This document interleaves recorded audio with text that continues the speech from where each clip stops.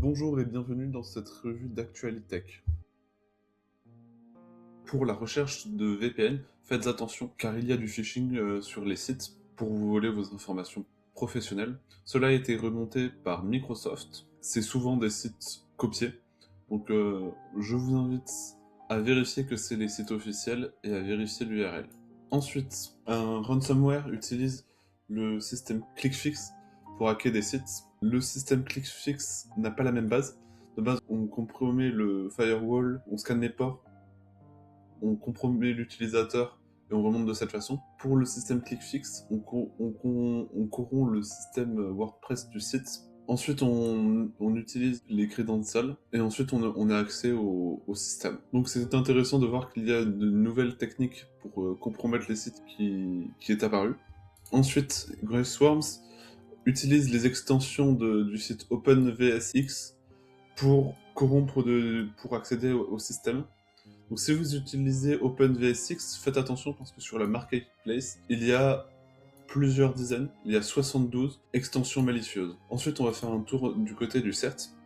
Donc Python a été touché, problèmes ne sont pas spécifiés.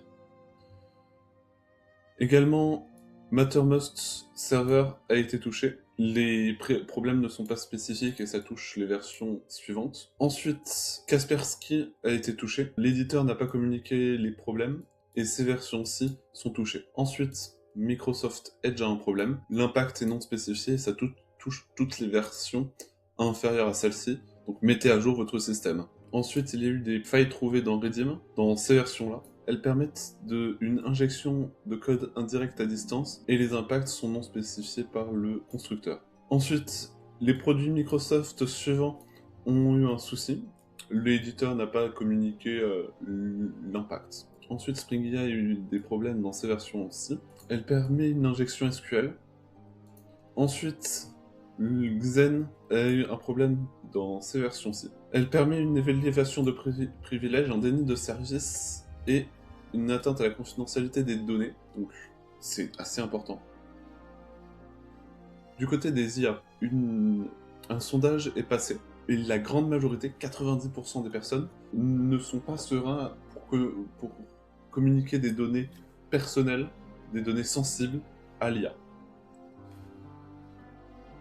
Donc, plus précisément, 90% de la population n'est pas serein à communiquer les données, et également 85% pensent qu'ils n'ont jamais donné de données sensibles. Le problème pour les données, c'est que la plupart du temps, les personnes donnent des infos sensibles sans se rendre compte que c'est une information sensible. Également, c'est une méfiance plus ancienne que l'IA. Si on retourne juste sur les entreprises et les gouvernements, il y a un nombre croissant de personnes qui ne font pas confiance aux entreprises pour gérer les données. Et il y a également un nombre croissant de personnes ne faisant pas confiance à l'État, aux États, pour gérer les données.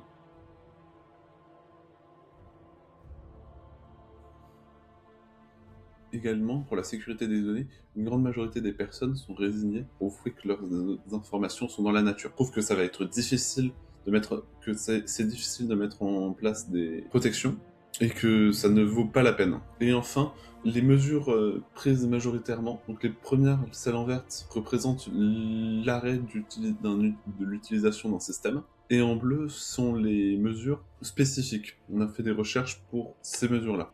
Il y a par exemple utiliser un VPN, lire les politiques de sécurité, utiliser un bloqueur en ligne, utiliser l'authentification multifacteur, ne pas accepter les cookies quand c'est possible. Ce qui fait que, contrairement à ce que les entreprises pensaient, l'IA n'est pas acceptée par le grand public. Il y a pas mal de réticences vis-à-vis de cette nouvelle technologie.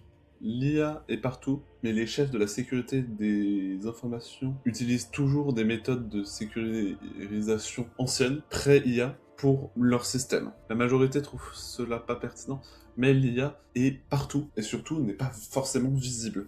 Ce qui fait qu'on sous-estime à quel point l'IA est présente sur le système. Également, les compétences et le budget pour sécuriser via une attaque IA n'est pas le même que sans. C'est également une raison pour laquelle il n'est pas pris en compte. Ce qui fait que les chefs de la sécurité de l'information continuent d'utiliser des techniques anciennes, pré-IA, ce qui n'est pas pertinent.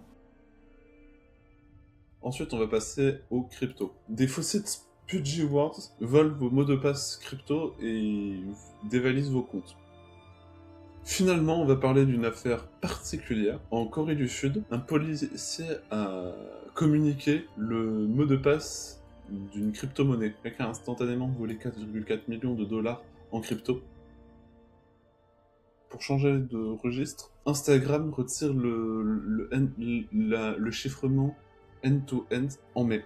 Donc la sécurisation de Instagram est plus faible.